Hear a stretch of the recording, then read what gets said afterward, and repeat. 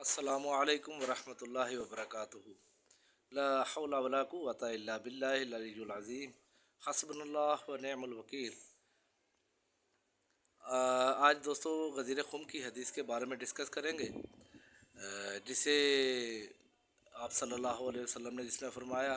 کہ میں تمہیں دو بھاری چیزیں چھوڑ کے جا رہا ہوں، ایک اللہ کی کتاب، اسے پکڑو گے گمراہی سے بچو گے، اسے چھوڑو گے تو گمراہ ہو جاؤ گے، اور اس کے بعد اہل بیت کے بارے میں آپ صلی اللہ علیہ وسلم نے 12 دفعہ ذکر فرمایا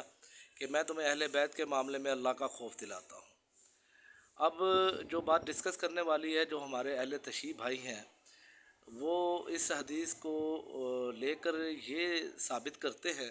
کہ اس میں آپ صلی اللہ علیہ وآلہ وسلم نے مولا علی علیہ السلام کو اپنا وصی مقرر کر دیا تھا۔ تو اس بارے میں میں تو مزید کچھ نہیں کہوں گا۔ آئیے آپ کو نا مولانا اسحاق صاحب کا اس کے بارے میں کیا پوائنٹ آف ویو ہے، کیا بیان ہے ان کا، وہ آپ کو دکھاتے ہیں، اور آپ خود رزلٹ نکالیے کہ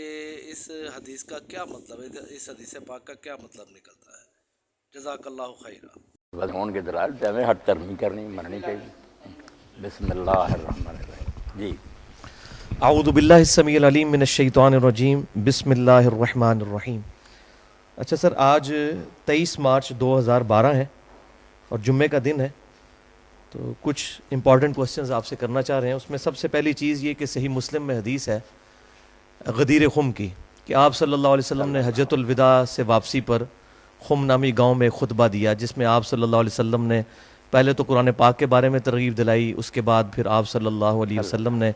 اہل بیت کا احترام کرنے، ان کا خیال رکھنے کے بارے میں فرمایا۔ تو اس حدیث کے کانٹیکسٹ میں ہمارے جو اہل تشیع بھائی ہیں ان کا یہ کانسیپٹ ہے کہ اس موقع پر نبی صلی اللہ علیہ وسلم نے سیدنا علی کو اپنا وصی بنایا تھا، جبکہ ہمیں صحیح بخاری اور مسلم میں یہ حدیث ملتی ہے کہ آپ صلی اللہ علیہ وسلم کے بارے میں جب عبداللہ رضی اللہ تعالیٰ عنہ سے سیدنا طلحہ نے پوچھا کہ کیا رسول اللہ صلی اللہ علیہ وسلم نے اپنا وصی کسی کو بنایا تھا، انہوں نے کیٹاگوریکل ڈینائی کیا کہ نہیں، البتہ آپ نے ہمیں کتاب اللہ پر عمل کرتے رہنے کی وصیت فرمائی تھی۔ تو وصی کے اعتبار سے آپ کا کیا کانسیپٹ ہے؟ آپ نے ایک تو حدیث سکران جی ہاں بیان کر لی، ایک یہ پھر وصیت کی بات کر لی۔ حدیث سکران مختصر میں اس کے بارے میں عرض کروں، بعض لوگوں میں یہ بھی ہے، انہوں نے روایتوں میں درج کر دیا کہ یہ حجۃ الوداع کے موقع پر بھی آپ نے یہ بات کہی، مگر وہ نہیں درست بات۔ ہاں، یہ صحیح صرف یہ کہ غدیر خم کے موقع پر ہی آپ نے یہ بیان فرمایا۔ اور اس سے ہمارے جو شیعہ دوست استدلال کرتے ہیں، اس پر میں نے ان سے کئی بات کہا کہ اگر موقع ہے اس بات کا کہ اہل بیت سے بھی تمسک کرو یا یہ خلافت کا معاملہ، تو یہ میدان عرفات میں آپ کرتے، جہاں سارا عرب جمع تھا وہاں بیان کرتے۔ اب سارے لوگ کوئی یمن کو چلے گئے، کوئی عراق کدھر چلے گئے، ادھر تو شام والے یا مدینہ والے ہی آئے، ان کے سامنے آپ نے یہ خطبہ دیا۔ وہ موقع آپ نے کیوں مس کر دیا جب ساری امت وہاں جمع تھی؟ وہ وہاں یہ ہدایت فرماتی۔ وہاں جو صحیح حدیث وہ آپ دیکھتے ہیں صحیح مسلم میں، ابو داؤد میں، آپ نے صرف کتاب اللہ کا کہا کہ میں تم میں ایک چیز چھوڑتا ہوں جس سے ہاں صرف جو ہے نا سنت وغیرہ کا، وہ بھی حاکم وغیرہ کی روایتیں بس سارے ہی دیتے ہیں نا، کوئی نہیں۔ اصل بات جو تھی میں نے کہ تم میں کتاب اللہ چھوڑ رہا ہوں، اس کو پکڑ کر رکھو گے تو گمراہ نہ ہو۔ یہ جو خطبہ غدیر کا، اس میں بھی جو ہے نا تمسک کی بات کی، ہدایت لو اور نور ہے، وہ سارا قرآن کے بارے میں، اہل بیت کے بارے میں آپ کی بات ٹھیک ہے، آپ نے صرف نا حسن سلوک کی بات کی۔ اللہ تعالیٰ نے آپ پر منکشف کر دیا تھا کہ بعد میں لوگ ظلم کریں گے، اذکرکم اللہ فی اہل بیت، یہ بات کہی کہ میں تمہیں اللہ کا خوف دلاتا ہوں میرے اہل بیت کے بارے میں، غلط طرف سے اختیار نہ کرنا۔ ہدایت کی بات جو نا جہاں آتا نا بعض روایتوں میں تمسک کرو، وہ بھی نہیں صحیح ثابت ہوئی، نہیں بات جو نا ٹھیک کرنی چاہیے۔ ہاں، کتاب جو ہے نا ہدایت کے لیے وہ اللہ کی کتاب ہے، بات باقی جو ہے نا کہ ان کے ساتھ کرنا، نیک سلوک کرنا۔ پھر ساتھ اس کے جو آتا کہ حضرت زید نے جب یہ بات بیان کیا، لوگوں نے پوچھا اہل بیت کون ہے، تو انہوں نے جب کہا عباس، اب جو شیعہ حضرات کا کہنا اس میں تو پھر 12 امام جو اہل علی تھے ان کا وغیرہ یا امامت کی بات ہوتی، یہ تو کہا کہ یہ سارے اس میں داخل ہے جو آپ نے سکران میں کہا کہ میری اطرت آل جعفر بھی ہے، آل کیل بھی ہے۔ تو یہ خلافت وغیرہ سے یا یہ دین کے لیے تمسک کی بات نہیں، یہ صرف آنے والے واقعات کے بارے میں نا امت کو ذرا ہدایت۔